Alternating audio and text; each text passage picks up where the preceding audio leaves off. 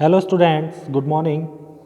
In the last lecture we discussed about the assignment problem for maximization case. ठीक है. Now the next topic in the assignment problem is unbalanced assignment problem. So far we solved some various problems of assignment and these problems are the balanced problem. The assignment problem is said to be balanced if the number of rows are equal to the number of columns. That is the number of assignees are equal to the number of jobs.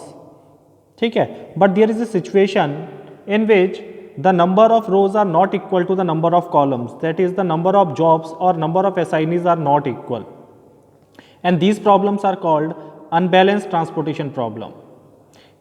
In the case of unbalanced transportation problem, we have to first convert the unbalanced problem into the balanced problem, and for this we add the dummy row or dummy column in the assignment matrix with zero cost element in order to make it a square matrix or a balanced assignment problem.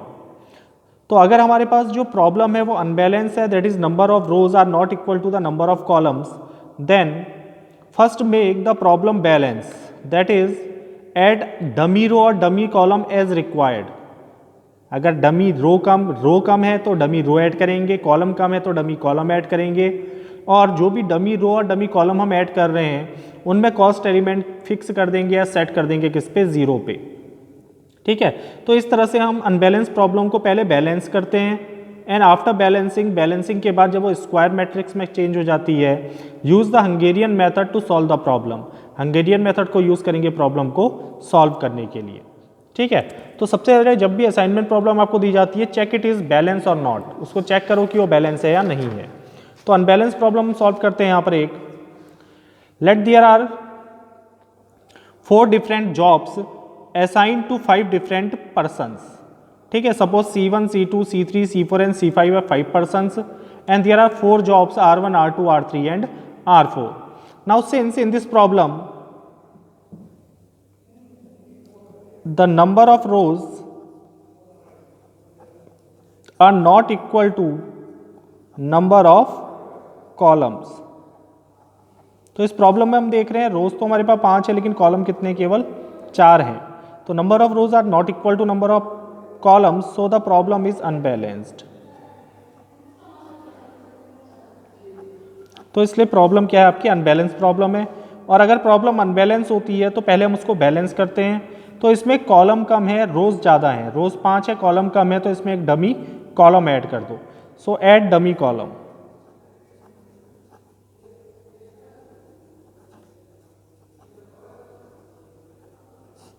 ठीक है.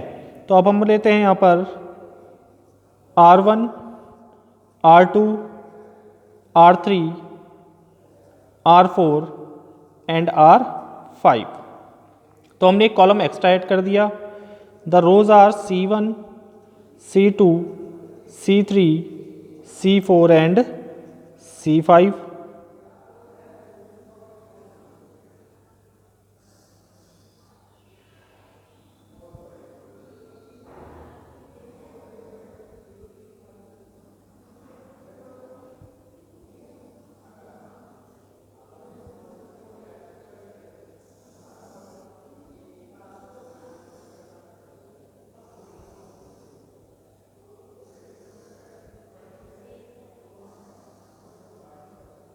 Now the elements are 9, 14, 19, 15, 7, 17, 20, 19, 9, 18, 21, 18, 10, 12, 18, 19, 10, 15, 21, 16.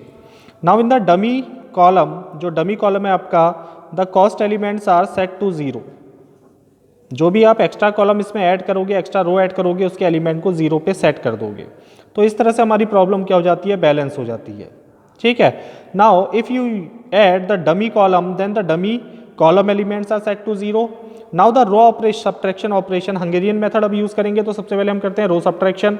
तो row subtraction operation में हमने देखा था select the smallest element in each row and subtract this element from all the elements. तो यहाँ सबसे छोटा एलिमेंट 0 है हर रो में, तो रो सब्ट्रैक्शन जब आप ऑपरेशन परफॉर्म करोगे तो आपको यही मैट्रिक्स मिलेगी, क्योंकि सबसे छोटा एलिमेंट 0 है, 0 को अगर सबसे माइनस करोगे तो आपके सिमिलर एलिमेंट ही आएंगे। So this operation is also defined as the row subtraction. तो रो सब्ट्रैक्शन में आपका कोई चेंज नहीं होगा। ठीक है, अब आगे हम आ जाते हैं कॉलम सब्ट्रैक्शन ऑपरेशन में। कॉलम सब्ट्रैक्शन में हम क्या करेंगे, हर कॉलम से सबसे स्मॉलेस्ट वैल्यू सेलेक्ट करेंगे। तो पहला कॉलम सबसे स्मॉलेस्ट वैल्यू है 7, 7 को माइनस कर दो हर एक एलिमेंट से, तो 9 - 7 2 0 2 3 3, तो 2 0 2 3 3 पहले कॉलम में। तो यहाँ हम परफॉर्म करेंगे कॉलम सब्ट्रैक्शन।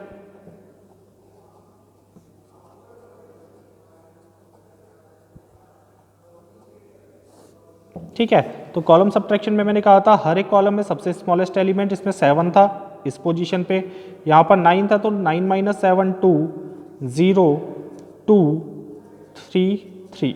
अब दूसरे कॉलम में देखो सबसे छोटी वैल्यू क्या है।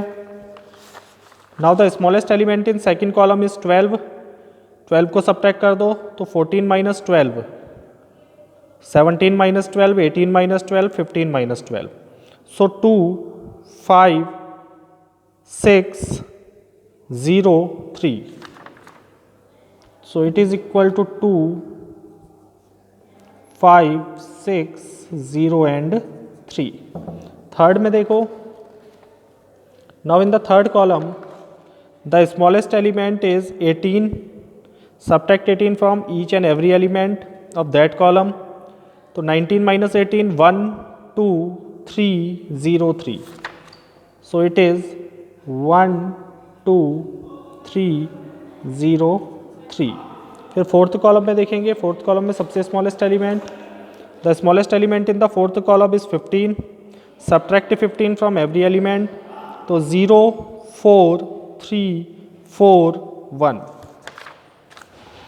So it is 0 4 3 4 1, last column में 0 है, so it is equal to 0 0 0।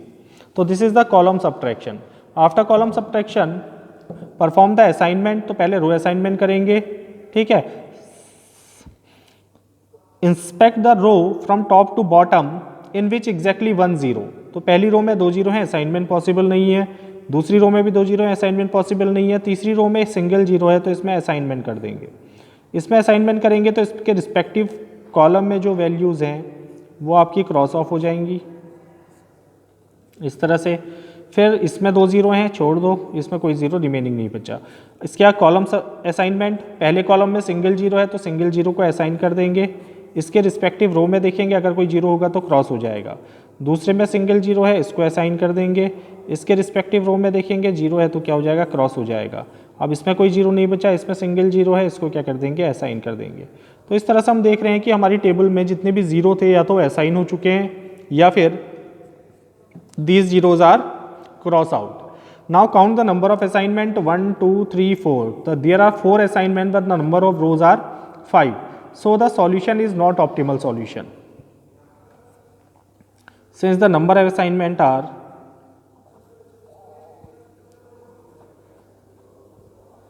that is 4 is less than number of rows that is 5. So it is not optimal solution. अगर ये सॉल्यूशन ऑप्टिमल नहीं है तो इसको फिर इम्प्रूव करना है। इम्प्रूव करने के लिए हम क्या करते हैं, सबसे पहले ऐसी रो देखते हैं जिसमें कोई असाइनमेंट नहीं है, तो इस रो में टिक कर देंगे। फिर इस रो में देखेंगे ऐसा 0 जो क्रॉस हुआ है उसके कॉलम में टिक कर देंगे। फिर उस कॉलम में देखेंगे, टिक्ड कॉलम में देखेंगे ऐसा 0 जो असाइन है उसकी रो में टिक कर देंगे। ठीक है, after that draw a straight line from the ticked column and unticked row. तो ये रो अनटिक्ड है, ये रो अनटिक्ड है और ये रो अनटिक्ड है। ठीक है, इसके बाद हम सेलेक्ट करते हैं the smallest element which are not covered by any line. अब जो एलिमेंट कवर नहीं हो रहे हैं वो ये एलिमेंट है लाइन से, इनमें से स्मॉलेस्ट एलिमेंट ये है तो इसको हम की कह देते हैं।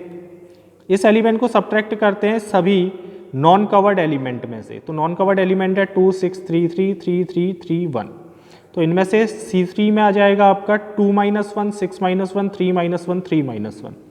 तो C3 में आ जाएगा, C3 में फर्स्ट 4 एलिमेंट 2 - 1 1 6 - 1 5 3 - 1 2 3 - 1 2। ठीक है, इसके बाद लास्ट C5 में आ जाएगा 3 - 1 3 - 1 3 - 1 1 - 1। Then it is equal to, sorry ये C3 में है, these elements are in C3। ठीक है, C3 में एलिमेंट आएंगे आपके 1 5 2 2 and the next is C5। C5 में आ जाएगा 2 2 2 0 2 2 2 एंड 0। ठीक है, now at the smallest element यानी की element in the intersection of two lines. तो इंटरसेक्शन का टू लाइन कहाँ पर कर रही है, कॉलम ये आया आपका, इसमें लाइन यहाँ पर इंटरसेक्ट कर रही है, यहाँ पर इंटरसेक्ट कर रही है और यहाँ पर इंटरसेक्ट कर रही है, that is C1 C2 and C4। तो यहाँ पर हम स्मॉलेस्ट एलिमेंट 1 को ऐड कर देंगे, तो 0 0 0 है, तो जाएगा 1 1 एंड 1। ठीक है, now all the remaining element are unchanged. तो बाकी बचे हुए एलिमेंट जो सिंगल लाइन से क्रॉस हो रहे हैं या कवर हो रहे हैं वो अनचेंज रहेंगे। तो पहली रो में आ जाएगा आपका 2 2 1 0, दूसरे में आ जाएगा 0 5 2 4, तीसरे में आ जाएगा 0 देन 3 0 0 एंड 4 और लास्ट में आ जाएगा यहाँ पर 0। तो इस तरह से आपकी जो मैट्रिक्स है वो मैट्रिक्स एक नए सॉल्यूशन को डिफाइन करेगी। अब फिर से हम इस मैट्रिक्स में हंगेरियन मेथड के थ्रू असाइनमेंट करते हैं। तो ऐसी रो जिसमें सिंगल जीरो है, पहली रो में सिंगल जीरो है, इसको असाइन कर दो, इसके कॉलम में जो जीरो है वो क्रॉस हो जाएगा। फिर दूसरे में देखो सेकंड रो में भी सिंगल जीरो है, इसको असाइन कर दो, इसके कॉलम में अगर कोई जीरो होता तो क्रॉस हो जाता। तीसरी रो में भी सिंगल जीरो है, इसको भी असाइन कर देते हैं, इसके कॉलम में जो जीरो है वो क्रॉस हो जाएगा। चौथे में 2 जीरो है तो असाइनमेंट पॉसिबल नहीं है, पाँचवें में कोई जीरो नहीं बचा।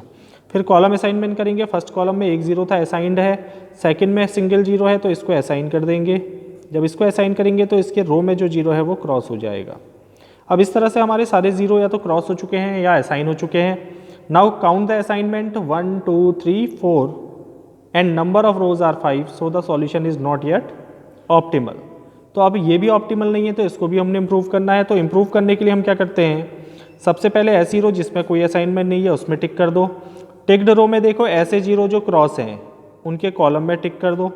टिक्ड कॉलम में देखते हैं ऐसे जीरो जो असाइंड हैं, तो यहाँ ये असाइंड है और यहाँ ये असाइंड है तो इनकी रो में टिक कर दो। इसके बाद draw the straight line from ticked column. तो 2 कॉलम टिक्ड है आपके, इनमें हमने क्रॉस कर दिया। एंड अनटिक्ड रो, तो यहाँ C2 अनटिक्ड है और C4 अनटिक्ड है। ठीक है, now select the smallest element from uncovered elements. तो अनकवर्ड एलिमेंट बचे 2 2 1 1 5 2 2 2 2। इनमें से स्मॉलेस्ट एलिमेंट है आपका 1 जिसको हम की एलिमेंट कहेंगे। अब 1 को सब्ट्रैक्ट कर दो अनकवर्ड एलिमेंट में से, तो पहली रो में आ जाएगा G1 1 0। तो फर्स्ट में आ जाएगा 1 1 0 1 1 0। देन अनकवर्ड एलिमेंट है आपके C3 में, तो C3 में आ जाएगा 0 4 1। C3 में आ जाएगा 0 4 1।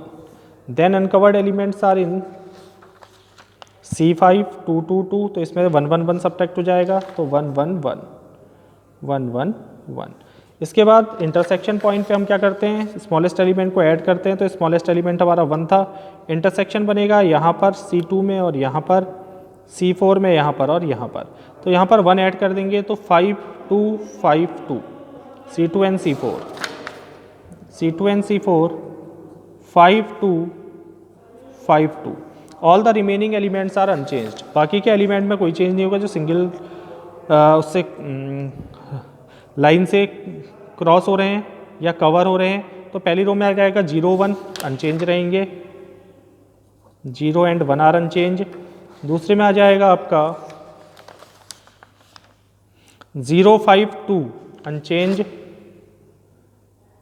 052R remains unchanged. Then C3 में लास्ट टू एलिमेंट, C3 में लास्ट टू एलिमेंट है आपके 2n0, C3 में लास्ट टू एलिमेंट है 2n0, C4 में फर्स्ट थ्री एलिमेंट, C4 में फर्स्ट थ्री एलिमेंट है 300, then it is equal to 300 and C5 में लास्ट टू एलिमेंट्स है आपके 00, these are 00. Now further make the assignment. तो पहली रो में असाइनमेंट नहीं हो सकता, दूसरे में सिंगल जीरो है तो असाइन कर दो, इसके कॉलम में जो जीरो है वो क्रॉस हो जाएगा. थर्ड में सिंगल जीरो बचा, असाइन कर दो, इसके कॉलम में जो एलिमेंट है वो क्रॉस हो जाएगा. इसमें दो जीरो है, असाइन नहीं हो सकते, इसमें सिंगल जीरो है, असाइन कर दो, इसके कॉलम में जो जीरो है वो क्रॉस हो जाएगा. इसके बाद कॉलम असाइनमेंट करते हैं. तो फर्स्ट कॉलम में ज़ीरो है, यहाँ ज़ीरो आ जाएगा सिंगल जीरो, तो ये क्रॉस हो जाएगा. अब सिंगल जीरो बचा तो इसको क्या कर देंगे, असाइन कर देंगे. Now the number of assignments are 1 2 3 4 and 5. So since the number of assignment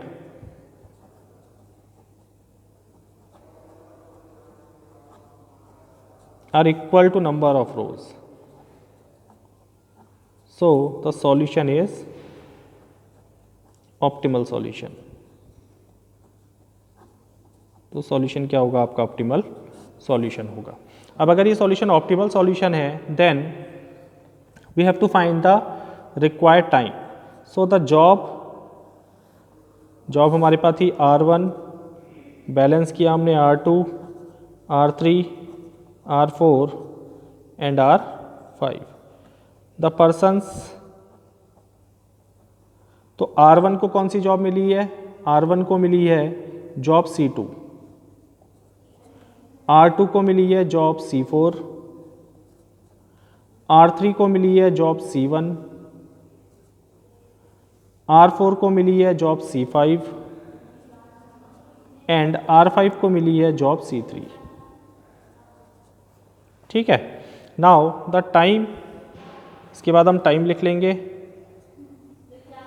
and the time is 7 12 19 16 and 0. List the time from the original matrix. जो आपको प्रॉब्लम में मैट्रिक्स दी है, जो टेबल दी है, वहां से हम टाइम को क्या करेंगे, अरेंज करेंगे. ठीक है. Now at this, then the total time hour is 54. तो जो मिनिमम टाइम आवर आएगा सभी जॉब को परफॉर्म करने के लिए वो कितना आएगा, 54 आएगा, which is the optimal solution, जिसको हम क्या कहेंगे यहाँ पर, ऑप्टिमल सॉल्यूशन. तो इस तरह से हम असाइनमेंट के अनबैलेंस प्रॉब्लम को सॉल्व करते हैं. ठीक है. तो ये आपका लास्ट टॉपिक था आप असाइनमेंट प्रॉब्लम में. In next lecture we discuss some more problems of assignment in which we discuss a special case which is called the restriction on assignment. ठीक है. और आपका असाइनमेंट जो यूनिट है, टॉपिक है, वो कंप्लीट हो जाएगा. उसके बाद हम डिस्कस करेंगे next unit which is called job scheduling algorithms. ठीक है.